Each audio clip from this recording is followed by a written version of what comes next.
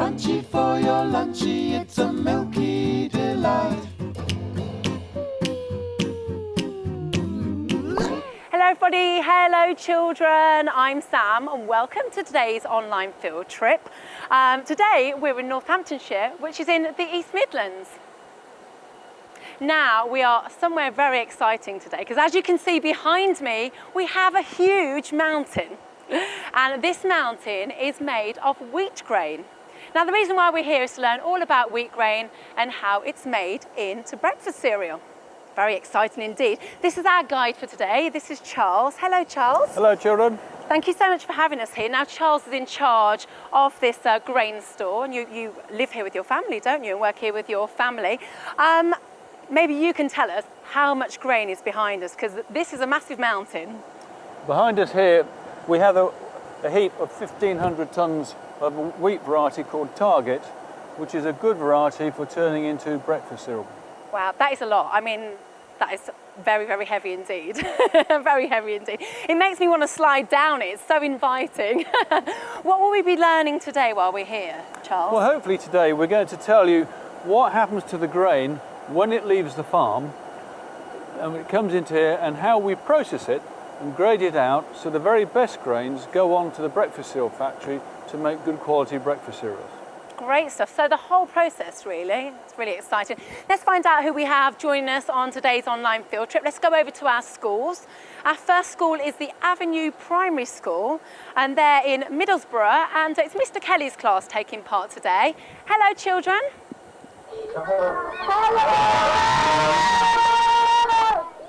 Great stuff. Let's go over to our next school. That's Clover Hill Primary School in Newcastle, where we have Mrs. Rogerson's class taking part today. Let's go over to Spratton Hall Primary School now in Northampton, where we have Mr. White's class taking part. Hey children. Nice and loud there. And finally, let's go to Preston Green Primary in Kent, where Mrs. Crowhurst's class is taking part. Hello children.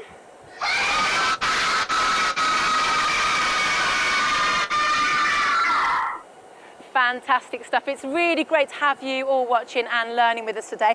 I have to say, Spratton Hall Primary, there's a certain gentleman not too far away from me who used to go to that very same school, and your children went there as well, Charles, didn't they? We've had some very happy days at Spratton Hall. That's fantastic stuff. So really great to have you taking part. It's really going to be an exciting field trip. I think first of all we should start off by learning a little bit more about our host. So Charles, how long have you and your family been here at this store? We've been in business for 30 years. Our business is based around working with farmers and buying all crops from them.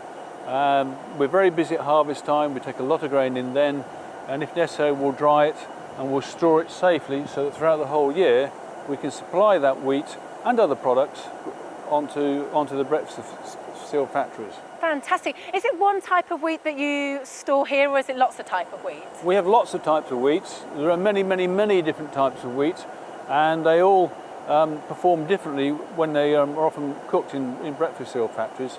So it's very important that we work with farmers to grow the right sort of wheat to make the best products for our customers. Great. So this wheat behind us, this huge mountain, is Target wheat. And why is this such a good wheat for making breakfast cereal? Well, it's got a nice flowery middle to it. It's got a good soft endosperm, and it performs consistently and well, and the biscuits all hold together nicely when they're cooked. So it's a science and art, really, isn't it? So, yes. I'd like to find out a little bit more about how wheat grows. So can you tell us about the best conditions for growing wheat? Well, we're very lucky in this part of the country. What you want to grow a crop is to have moisture, to have soil, decent soil, and nice sunshine. And having a combination of the three, and then you have some good farmers, you're able to grow good crops. Fantastic. And I have, as if by magic, a lovely wheat sheaf here. It's very pretty, isn't it? So at what point would wheat look like this? This is wheat when it's ready for harvesting. Oh, okay. Which is in August and September. If you have a look at that, you have an ear on one end and a straw, and inside the ear there's probably 20 different grains all attached. And it's very important that that can be harvested when it's just ripe, which is normally for about a week or 10 days. Okay, and I found out something really interesting this week. I found out that some farmers actually bite into the wheat to make sure it's ready to be harvested, just to give it a last-minute check. And when you're doing it now, I was going to say, do you do it? So what are you looking for when you bite into the wheat, Charles? If you crunch the grain, bite the grain, and you can hear a crunch, that means it's dry enough to put the combine harvester into the field. Fantastic. So do you have other ways to do that, or is that just, do all farmers go around having a little bite of wheat? We have lots of very technical machines to test it, but the teeth test is as good as any. You have to just be careful not to break your teeth. Yes. Fantastic. Well, obviously, children, Charles is an expert. Knowing all about wheat, but I do know, Charles, that we do have some budding wheat experts out there, because we have some information and resources online all about wheat and how it's made into breakfast cereal. And I know some of you have been using that to learn all about wheat already, so I think we should put that to the test. Let's go over to the Avenue Primary School now and find out what Mr. Kelly's class has learned this week all about wheat. So do we have some children who would like to tell us some of the things they've learned there, Mr. Kelly? We certainly do, Joe. Are you ready? Yeah. Joe, what are your facts, Joe? There are 6 classes of wheat: hard red spring, soft white, hard red winter, soft red winter, durum, hard white. Wow, amazing. So that class has learned a lot about wheat, especially the young boy there. There are 6 classes of wheat. There's hard red spring, soft white, hard red winter, soft red winter, durum, and hard white. Wheats are grown all over the globe, and we have many different types of wheat, as you've just heard. In the UK, we're predominantly the soft white wheats. Okay, great. Well, a lot of knowledge that's already been learned there. Let's get another fact. Let's go back over to the Avenue Primary School. 1 acre of wheat can produce enough wheat to feed your family with bread for nearly 10 years. That's a really fascinating fact. So 1 acre of wheat can provide enough wheat to make enough bread to feed a family for 10 years. That's a lot of food. That's a lot of bread, isn't it? A lot of bread. And a lot of wheat. Well done, Avenue Primary School. You've obviously been paying a lot of attention and learning lots from all the resources that you found online. We're going to be learning how to make simple wheat biscuits later on in this online field trip. But there are lots of other cereals, aren't there, Charles, that are made from wheat? And we do have some here. Wheat is very important. We provide a wheat product like that goes to the factories, and then they can turn it into lots of different types of breakfast cereals, all with different cooking processes and toasting processes, and they all healthy, interesting products. Fantastic. I think a lot of the children can recognise these and have them most mornings, and you probably recognise them like this because these are all the colourful packages that they all come in. And children, it is really important to remember as well that most cereals have sugar and salt added to them to help them taste better, and there are quite a few cereals that do have a lot of sugar added as well, so it's really important to pay attention to the front cover of the box where you can see all the nutritional values there, so that you know what you are eating and when you're choosing something at the supermarket as well with your family. But all the ones that we have here are either low or medium in sugar, so these are quite good ones to choose. Okay, we're learning so much already, Charles. I think we should give the children an opportunity to ask you a few questions. So let's go back over to the Avenue Primary School now, and let's get some questions from Mr. Kelly's class. Has the extreme weather of recent years affected your crop production? That's a really interesting question. So, Charles, has the extreme weather over recent years affected your the wheat crops? Climate change is obviously having some big impact. Where we are in England and Northern Europe, in many ways, it's helping crop production because we are having more rainfall, which is essential towards production, producing good quality crops. Fantastic. I'll remember that next time I look out and I moan about the rain. So children, it is important that we do have lots of rain. Very important. It makes Charles happy. That's a really great question. Let's get another question from the Avenue Primary School. If your crops are not growing well, what do you do? That's a really good question. So Charles, what do you do if your crops aren't growing that well? Well, if you plant them in the autumn and they don't grow, you can plant them again in the spring. However, a good farmer will know if his crop's doing well, and he can feed it and kill off the weeds, and he can help make the crop grow better. But there's a lot of skill in growing a good crop. Okay. So I guess it's a bit like having a plant at home, and you have to water it and make sure it's got everything it needs to grow. It needs looking after. Fantastic. Great questions. Let's go over to Clover Hill Primary School now to see if we have any questions from Mrs. Rogerson's class. How are the grains not lost when the wheat is cut? That's a really good question. So how do you make sure that the grains aren't lost when the wheat is cut, Charles? Well, that comes down to the farmer. When he goes through with his combine harvester, he has to make sure it's set and he doesn't go too fast, and he keeps it inside the tank so he can load the trailers. If he goes too fast, it will go over the back end of the combine. It's an art to that as well then. Can we get one more question from Mrs. Rogerson's class?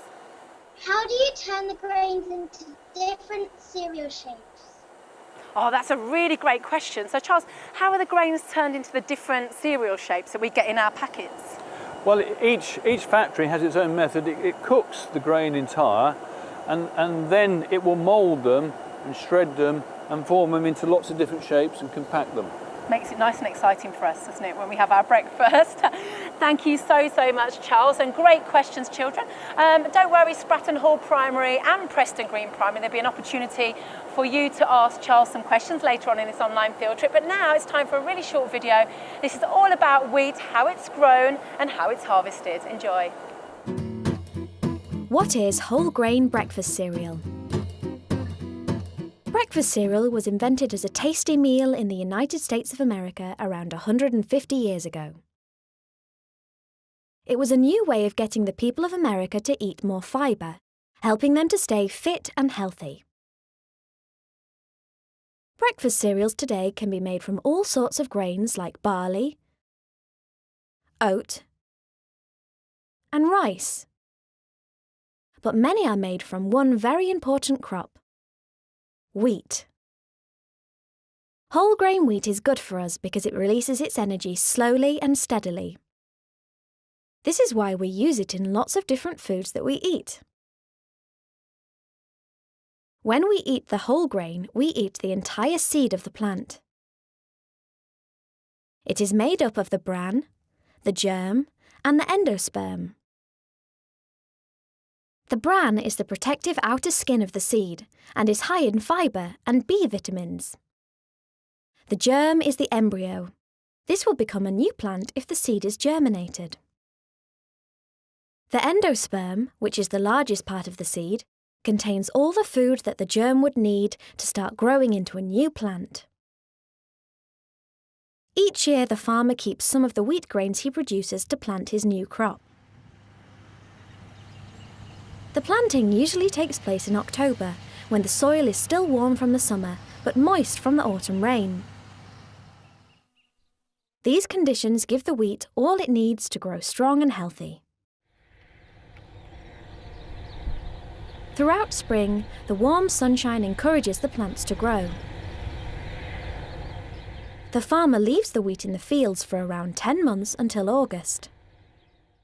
When it's fully grown, it can reach a height of up to 1 metre tall. Once it has turned from green to golden, the farmer knows the wheat is finally ready for harvest. To harvest the wheat, the farmer uses a special machine called a combine harvester. The combine harvester cuts and gathers the wheat, as well as separating the protective casings, called the chaff, from the edible grains. On a good year, the farmer can harvest up to 570 tons of wheat, which is heavier than 3 blue whales, the largest animal ever known to have lived on planet Earth. Once all the wheat has been harvested, the farmer takes the grain to the grain store, ready for the next stage of its journey towards becoming a tasty breakfast cereal. Welcome back, children. As you can see, we're here at a very exciting time because the lorry has just come along and tipped its load of wheat inside this amazing contraption. Charles, what is this? Well, this is where the lorries tip off into a big pit, and then the pit, with the means of mechanical conveyor and elevators, a bit like an escalator, will take the grain up to the top of the silo, and we will tip another 2 loads on top of that 1 load, and then we'll later on today be able to turn the 3 loads into breakfast cereal wheat. Fantastic, and as I can see, it's just slipping down a big hole. A little bit like quicksand. You wouldn't want to stand on top of there. No. That's why we have the grill. Okay, fantastic. And so that was 1 lorry. How many lorries would you have here per day? Well, normally this time of year we'd be taking sort of 15 loads a day in. But at harvest time in August, July and August, we get really busy. We'll go up to 120, 130 vehicles a day. That is a lot of lorries. And I can see there's 1 waiting. So should we let the lorry come and put its load in here? I think we need to get out of his way. Okay, let's get out of the way. Fantastic. Okay, so this lorry is like massive, isn't it, Charles? How much wheat would you have in there? That'll hold 29 tonnes of wheat, and that would be grown on an area the size of 3 football pitches. So 3 football pitches of wheat growing would condense into this lorry. That's absolutely amazing. So how much breakfast cereal could you make out of the wheat that's inside this lorry? You can make 40,000 boxes of breakfast cereal out of 1 lorry load of grain. That's a lot of breakfast cereal. It's a lot of breakfast cereal.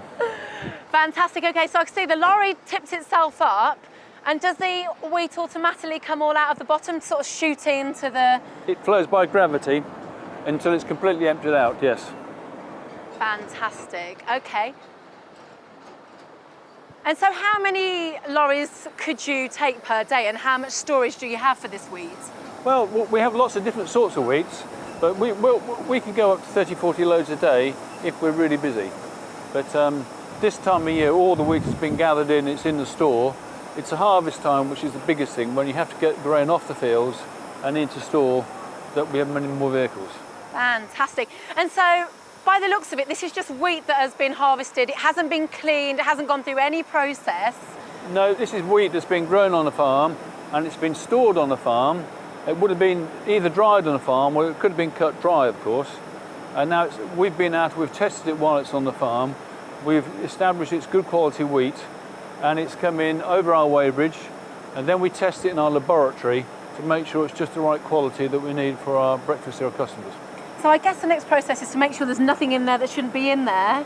That's quite a big job, but yes. Can we go and see that? Let me go and show you. Go on, then I'll see you. If you follow me then, please. Jason? Great, I can see all the lorries, they're all queuing up very patiently to bring the wheat in and pop it into here, which is called a silo, isn't it, Charles? Would you mind washing your hands, please? No, I'll wash my hands. Oh, and I understand I've got to put a hairnet on as well for safety and make sure that I don't get any hair in the wheat, so I'll do that as well. Very important. We're now going to a food factory, and we have to make sure it's as all clean as possible. Your hat suits you, Charles. Very nice indeed. Very fetching, isn't it? Okay, let's go on through. So now we've got all the gear on. What do we have here then? Right, when we bring in grain, it looks a bit like that. As you can see, you have other bits in there than the best grains.